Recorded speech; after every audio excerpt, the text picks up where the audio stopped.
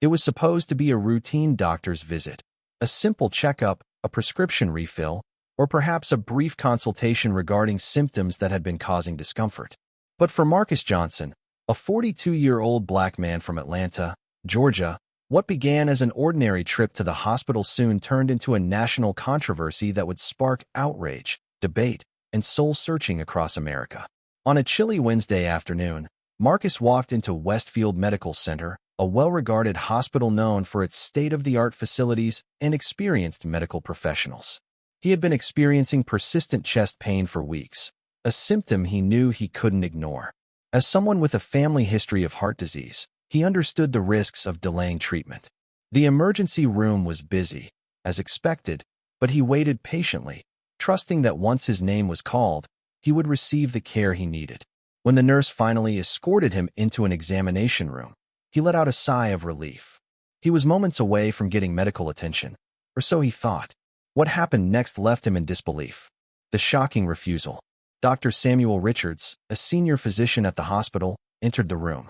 Tall, in his mid-50s, with a clean-cut appearance and years of experience in internal medicine, Dr. Richards had built a reputation for being thorough, knowledgeable, and efficient. But on this particular day, something was different. According to Marcus, the doctor took one glance at him, barely acknowledged his presence, and then, in a calm but firm voice, said, "I'm sorry, but I can't treat you. I'll have another doctor come in." At first, Marcus thought he had misheard. Perhaps there was an emergency in another room, or maybe the doctor had a personal matter to attend to. But the look in Dr. Richards' eyes told a different story. There was no urgency, no sign of distraction, just a quiet, unsettling dismissal. Confused, Marcus pressed for an explanation. "Is there a reason you can't see me? I've been waiting for hours." Dr. Richards hesitated before responding, but his words sent a wave of shock through Marcus. "I just don't feel comfortable treating you." A growing sense of injustice. Marcus' mind raced. What did that mean? Was it because of his insurance? Was the doctor overbooked? Or was it something else? The longer he sat there, the more uneasy he felt. The reality of the situation sank in. He was being denied treatment, not because of medical reasons, but because of who he was. By now, the nurse had returned, sensing the tension in the room. She quickly reassured Marcus that another doctor would be in shortly, attempting to smooth over the situation. But the damage was already done. He had been dismissed, disregarded, and humiliated without any legitimate reason. Marcus didn't stay silent. He pulled out his phone, recorded his account of what had just happened, and posted it online. Within hours, his story began gaining traction. People were outraged. How could a medical professional refuse treatment based on personal biases? Was this even legal? The viral explosion, public reactions, and outrage. By the next morning, #Westfield discrimination and #Dr. Refusal were trending nationwide. Major news outlets picked up the story, featuring Marcus' video and dissecting the implications of what had happened. Social media exploded with heated debates. Some users expressed horror and disbelief. Backhand index pointing right. "This is absolutely disgusting. A doctor refusing treatment? What happened to the Hippocratic Oath?" Backhand index pointing right. "I can't even imagine going to the hospital in pain and being turned away because of my skin color." Others, however, demanded more context before jumping to conclusions. Backhand index pointing right. "We don't know the full story yet. What if it was a misunderstanding?" Backhand index pointing right. "What if the doctor had personal reasons unrelated to race?" Regardless of the differing opinions, one thing was clear. The situation had struck a nerve, and the pressure on the hospital to respond was growing by the minute. The hospital's response, damage control or genuine action. Westfield Medical Center soon found itself at the center of a firestorm. The hospital issued an initial statement that seemed vague and noncommittal. "We take all patient concerns seriously and are conducting a thorough internal review of the incident." Westfield Medical Center remains committed to providing quality health care to all individuals, regardless of race, ethnicity, or background. But the public wasn't satisfied. Many saw this as a classic case of corporate damage control, a statement designed to buy time rather than address the issue head-on. Calls for an independent investigation, demands for Dr. Richards to be held accountable, and nationwide discussions about systemic racism in healthcare flooded the media. Meanwhile, Marcus found himself at the heart of an unexpected movement. He was no longer just a patient who had been wronged. He had become the face of a larger conversation about racial discrimination in medical institutions, setting the stage for the bigger picture. This incident wasn't just about one doctor or one hospital.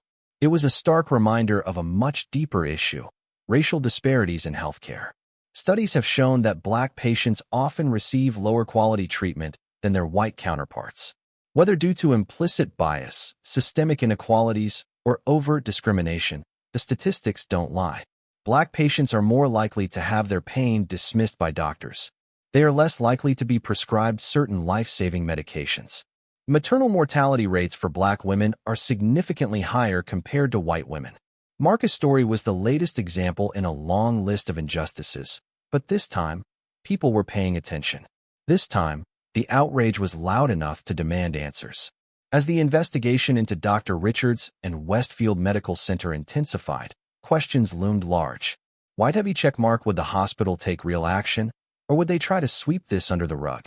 White heavy checkmark: would Dr. Richards face consequences, or would this be another case of unchecked discrimination? White heavy checkmark: would this controversy spark real change in the medical community? One thing was certain: this story was far from over. The nationwide fallout, media, protests, and divided opinions. As the story of Marcus Johnson spread, news stations across the country picked it up. Morning talk shows debated the case, and legal analysts weighed in on whether this was a violation of medical ethics or civil rights.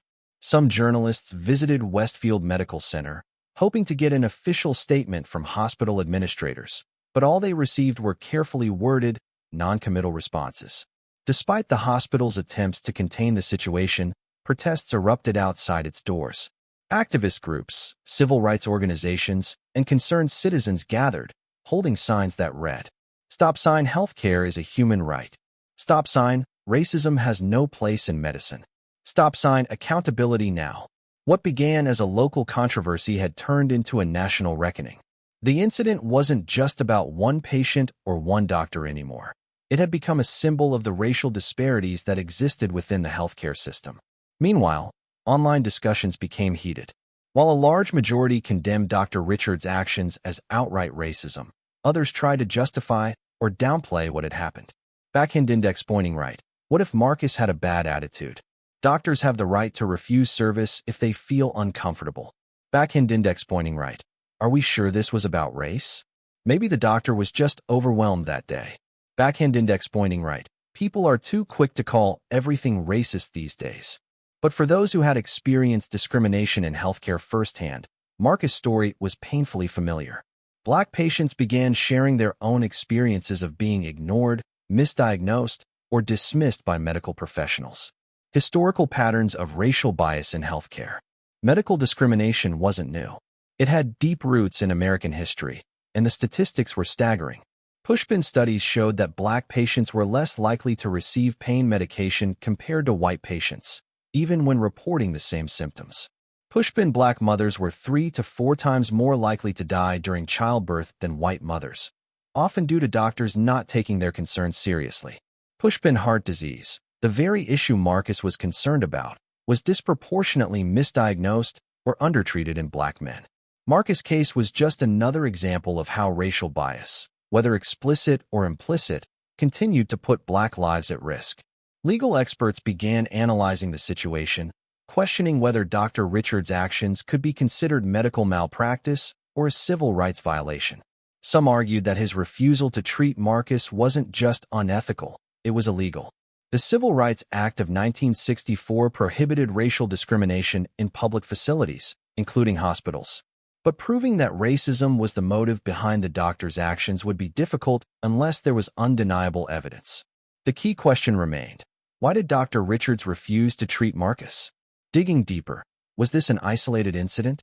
As the controversy grew, investigative journalists and legal experts started looking into Dr. Richards' history. Had he refused to treat other Black patients before? Had complaints been filed against him in the past? Did the hospital know about any prior issues but choose to ignore them? A former nurse from Westfield Medical Center, who wished to remain anonymous, came forward with a shocking revelation. "This isn't the first time he's done something like this," she claimed in an interview. I've seen him act differently with black patients. Less patient, less attentive. I always got the feeling he didn't want to treat them. Her statement sparked further investigations. Some former patients of Dr. Richards shared their own experiences online, claiming they had been dismissed, ignored, or treated with an attitude of indifference. One patient wrote, "I remember seeing Dr. Richards a few years ago for severe migraines. He barely listened to me and sent me home with a basic painkiller. I later found out I had a neurological condition that could have been caught earlier." Another commented, "I knew something felt off. I never went back to him because I didn't feel like he cared about me as a patient." If true, these testimonies painted a disturbing picture. Dr. Richards' refusal to treat Marcus may not have been an isolated incident, but part of a larger pattern of discrimination. The hospital's internal struggle: protect the institution or do the right thing. While the public demanded accountability, behind closed doors, Westfield Medical Center was in crisis mode. Their public relations team scrambled to control the narrative while their legal department debated how to handle the situation. The hospital had two choices. Keycap: 1, defend Dr. Richards and risk public backlash, lawsuits, and long-term damage to their reputation. Keycap: 2, hold Dr. Richards accountable, issue a public apology, and implement policy changes to rebuild trust. Some board members argued that throwing Dr. Richards under the bus would set a dangerous precedent. If we fire him, it could open the door for more lawsuits against our hospital. We have to be careful. Others, however, believe the right thing to do was clear. We can't ignore this. The public is watching. If we don't take action, we'll lose our credibility. As discussions continued, hospital employees, doctors, nurses, and administrative staff found themselves caught in the middle. Some strongly supported Dr. Richards, insisting he was a good doctor who was being unfairly labeled a racist. Others felt uncomfortable working alongside someone whose actions had sparked so much outrage. One anonymous doctor told reporters, "If he really refused to treat Marcus because of race, he has no place in this hospital. That goes against everything we stand for as medical professionals." Meanwhile, Marcus was considering his next move. Should he take legal action against the doctor and hospital? Should he meet with hospital officials to demand answers? His story had taken on a life of its own, and now he had a platform to speak on a much larger issue. A nation waiting for justice. As the second week of the controversy unfolded, tensions reached a breaking point. The hospital announced that an internal investigation was underway and that Dr. Richards had been placed on administrative leave. But for many, this wasn't enough. They wanted concrete action. Civil rights organizations like the NAACP and ACLU began monitoring the case, offering legal assistance to Marcus if he chose to pursue a lawsuit. Public figures, activists, and even celebrities started weighing in, calling for a national conversation about racism in medicine. But the biggest question still loomed over the situation. Red Circle: would Dr. Richards face real consequences, or would this be another case of injustice being swept under the rug? Red Circle: would Westfield Medical Center take meaningful steps to prevent racial bias in patient care, or would they issue a generic statement and move on? Red Circle: would Marcus Johnson's story lead to systemic change, or would it be forgotten like so many others before it? One thing was certain: this controversy was far from over. The entire nation was watching, waiting to see what would happen next. Internal investigation begins. Fact-finding or cover-up. Following the intense public backlash, Westfield Medical Center had no choice but to take action. The hospital administration announced that an internal investigation was underway and that Dr. Samuel Richards had been placed on administrative leave with pay. For many, this announcement felt like a half measure, a way to quiet the outrage without truly holding Dr. Richards accountable. Critics pointed out that administrative leave was often a temporary move to let public anger subside before quietly reinstating the accused. Inside the hospital, a committee of senior administrators and legal advisors was assigned to handle the case. They began gathering evidence, including small Blue Diamond surveillance footage from the emergency department to confirm Marcus' interaction with Dr. Richards, small Blue Diamond testimonies from hospital staff, including the nurse who had been in the room when Marcus was denied treatment, small Blue Diamond Dr. Richards' patient records to determine if there were any patterns of racial bias in his past treatment history. However, many doubted whether the hospital's internal investigation would be truly impartial. After all, Westfield Medical Center had a vested interest in protecting its reputation rather than exposing wrongdoing. Marcus hires a lawyer, taking the fight to court. While the hospital conducted its investigation, Marcus decided it was time to take legal action. He met with civil rights attorney Jennifer Holloway, a well-known lawyer who specialized in cases of racial discrimination. Holloway wasted no time in outlining the potential legal violations. Pushpin violation of civil rights. Denying medical treatment based on race could be a violation of federal anti-discrimination laws. Pushpin medical negligence. If Marcus' condition had worsened due to the delay in treatment, the doctor and hospital could be liable. Pushpin emotional distress and defamation. Marcus had suffered humiliation, stress, and trauma due to the refusal of care. After reviewing the details, Holloway made a powerful statement to the press. Speaking head, no one should ever be denied medical treatment because of the color of their skin. We are exploring all legal options to ensure justice is served. The announcement sent shockwaves through the medical community. If Marcus moved forward with a civil lawsuit, it could set a major legal precedent for cases of racial discrimination in healthcare. A whistleblower speaks out. He's done this before. As the investigation progressed, an unexpected twist emerged. A former nurse from Westfield Medical Center came forward with new information. She agreed to speak under anonymity, fearing retaliation from the hospital. In a televised interview, she revealed shocking details. Loudspeaker. I worked with Dr. Richards for years, and I saw how he treated black patients differently. He would be dismissive, rush through their appointments, and sometimes refuse to see them altogether. This isn't new. Her testimony was explosive. If other employees confirmed her claims, it would prove that Dr. Richards had a history of racial bias, and that the hospital might have known about it all along. Uncovering a pattern. Dr. Richards' history of complaints. Following the whistleblower's interview, investigative journalists started digging into Dr. Richards' professional history. What they found was alarming. Magnifying glass tilted left, at least 3 previous complaints had been filed against him over the past decade, 2 from black patients and 1 from a Latino patient.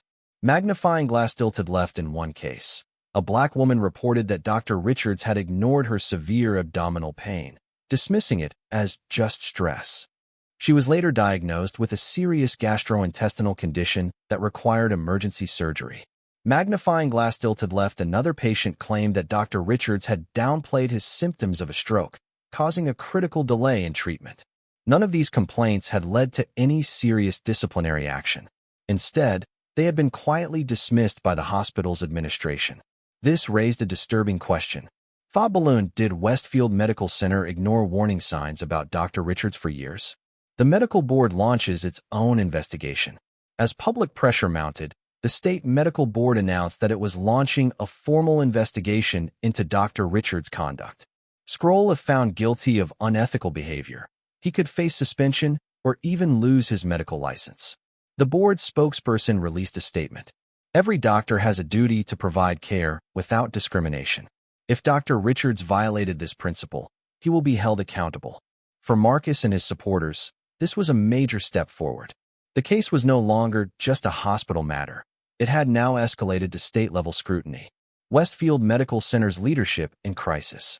Behind closed doors, the executives of Westfield Medical Center were in full damage control mode. Classical Building. The hospital's CEO, Robert Whitman, was facing intense pressure from both public activists and private stakeholders. Some board members were demanding that the hospital fire Dr. Richards immediately to prevent further damage. But others worried that firing him without due process could lead to a wrongful termination lawsuit. The internal debate was fierce. Should they? Keycap 1. Fire Dr. Richards now and cut their losses? Keycap 2. Wait for the medical board's final decision before taking action? Keycap 3. Offer Dr. Richards a quiet resignation deal to avoid legal battles? The stakes were high. Whatever decision they made would have a huge impact on the hospital's reputation, future lawsuits, and public trust. Dr. Richards breaks his silence. Up until this point, Dr. Richards had remained silent. But as the controversy spiraled out of control, he finally released a statement through his attorney. Loudspeaker. I categorically deny any claims of racial discrimination. My decision not to treat Mr. Johnson was based on personal reasons unrelated to race. I respect all my patients and would never refuse care based on skin color. This response did little to calm public outrage. Instead, it raised more questions. Question mark if the refusal wasn't about race, what were the personal reasons? Question mark why had similar complaints been filed against him in the past? Question mark why did the nurse present at the time confirm Marcus' version of events? Many saw his statement as an attempt to dodge accountability without providing a real explanation. The turning point. A leaked email shocks the public. Just when the controversy seemed to reach its peak, an anonymous hospital employee leaked an internal email to the media. The email, sent by Dr. Richards to a colleague just months before the incident, contained disturbing language. Email, I don't know how much longer I can deal with certain types of patients. Some of them are just too difficult to treat, and I'd rather not waste my time. The email didn't explicitly mention race, but many interpreted the wording as evidence of bias. Loudspeaker, the leaked email changed everything. Now, even Dr. Richards' strongest defenders found it hard to justify his actions. The investigation nears its conclusion. As Westfield Medical Center, the medical board, and Marcus' legal team all moved toward their final decisions, the stakes couldn't be higher. Would Dr. Richards finally face real consequences for his actions? Would the hospital admit its past failures and implement real reforms? And most importantly, would this case lead to lasting change in how racial bias is addressed in healthcare? The answers were coming soon, and the whole country was watching. The hospital takes action, a decision that shakes the medical community. After weeks of heated debates and public pressure, Westfield Medical Center finally made its decision. In an emergency press conference, CEO Robert Whitman stepped up to the podium, his face tense with emotion. Cameras flashed, journalists leaned forward, and the world waited for his statement. Loudspeaker, after a thorough internal investigation, Westfield Medical Center has concluded that Dr. Samuel Richards violated our core principles of medical ethics. Effective immediately, Dr. Richards' employment with our hospital is terminated. The announcement was explosive. Firing a senior doctor wasn't an easy decision, but it was clear that the hospital had no choice. However, Whitman wasn't finished. Loudspeaker, furthermore, in response to this incident, we are implementing immediate policy changes to ensure such discrimination never happens again. The changes included heavy checkmark mandatory racial bias training for all medical staff. Heavy checkmark a new independent review board to handle patient discrimination complaints. Heavy checkmark increased diversity in hiring to ensure more representation in leadership roles. While some saw these changes as a step in the right direction, others remained skeptical. Would these measures truly lead to systemic change, or were they just a public relations move to protect the hospital's reputation? Dr. Richards responds, a lawsuit that divides public opinion. Shortly after his termination, Dr. Samuel Richards fired back with a lawsuit against the hospital. He sued Westfield Medical Center for wrongful termination, claiming that he was fired without due process. His attorney made a bold statement. Speaking head, Dr. Richards was unfairly targeted and made a scapegoat to appease public outrage. There was no solid evidence that his actions were racially motivated. The lawsuit split public opinion even further. Red Circle supporters of Marcus saw this as a desperate attempt to avoid accountability. Blue Circle supporters of Dr. Richards believe he was being unfairly punished for something that hadn't been conclusively proven. As legal experts debated whether Dr. Richards had a strong case, one thing became clear. This battle wasn't over yet. The medical board's final decision. Will Richards lose his license? While Dr. Richards fought to clear his name, the state medical board reached its own verdict. After reviewing all the evidence, including past complaints, patient testimonies, and the leaked email, the board unanimously ruled that Dr. Samuel Richards had violated ethical medical standards. Police Garlight, his medical license was suspended indefinitely. The decision was historic. Losing a medical license was rare, especially for a senior doctor. But the board made it clear. Speaking head, any doctor who refuses treatment based on racial bias has no place in medicine. The ruling sent shockwaves through the healthcare industry. Many doctors and hospitals realized that racial bias was no longer something they could ignore. Marcus legal victory, a landmark settlement. Meanwhile, Marcus' legal battle reached its own dramatic conclusion. After months of negotiations, Westfield Medical Center agreed to a massive settlement. Moneybag Marcus Johnson was awarded $5 million in damages. More importantly, the hospital issued a formal public apology. Loudspeaker, we deeply regret the discrimination Mr. Johnson faced in our hospital. We acknowledge our past failures and are committed to real change. For Marcus, the money wasn't the real victory. It was the acknowledgement that what happened to him was wrong. Speaking head, this was never about the money. This was about making sure no one else has to go through what I did. His case set a powerful precedent. Now, hospitals across the country were re-examining their policies to prevent similar incidents. The nationwide reaction, protests, policy changes, and public debate. Marcus' case sparked a nationwide conversation about racial bias in healthcare. Loudspeaker civil rights groups used this moment to demand stronger anti-discrimination policies in hospitals. Loudspeaker lawmakers proposed new legislation to make racial bias training mandatory in all healthcare institutions.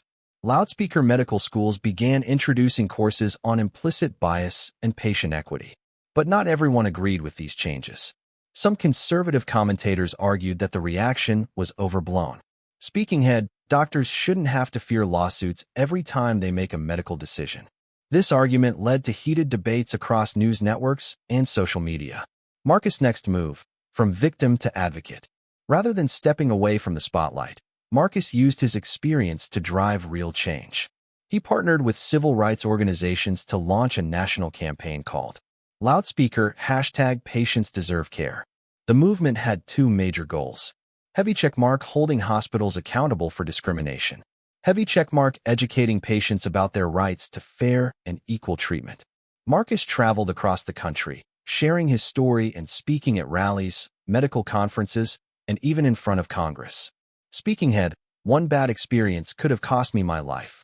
I want to make sure that no one else suffers because of racial bias in healthcare. His advocacy led to new hospital policies, legal reforms, and greater awareness nationwide. Dr. Richards' fate, a life in ruins? As for Dr. Richards, his life took a dramatic turn. Prohibited, he lost his career, his medical license, and his reputation. Prohibited, his lawsuit against the hospital was dismissed in court. Prohibited, he faced personal and financial ruin. Some saw his downfall as justice served. Others believed he was simply a product of a broken system, one that allowed discrimination to fester unchecked for years. Regardless of personal opinions, one thing was clear. Red Circle Dr. Richards' case became a cautionary tale for medical professionals across the country. A ripple effect, lasting changes in the medical field. The case of Marcus Johnson versus Dr. Samuel Richards wasn't just another news cycle. It changed the medical industry forever. Hospitals nationwide revised their anti-discrimination policies. New laws were introduced to prevent racial bias in patient care. Graduation cap medical schools changed their curriculum to educate future doctors about bias and equity. The effects of this case reached far beyond one hospital, one doctor, or one patient. It became a turning point in the fight for equal treatment in healthcare. A case that sparked a nationwide conversation. The case of Marcus Johnson versus Dr. Samuel Richards became more than just a legal battle. It became a catalyst for change. Major news outlets continued covering the story for months, discussing its implications for the medical field. Loudspeaker social media remained divided, with some calling it a victory for justice and others seeing it as an overreaction that destroyed a doctor's career. Classical building politicians debated new policies, with some pushing for stricter anti-discrimination laws in healthcare, while others argued for protections for doctors against lawsuits. But beyond the headlines, real change was happening in the lives of those directly affected. Marcus knew life, turning pain into purpose. After winning his legal battle, Marcus faced an important question. What comes next? Lightbulb, would he return to his old life, or use this experience to push for lasting change?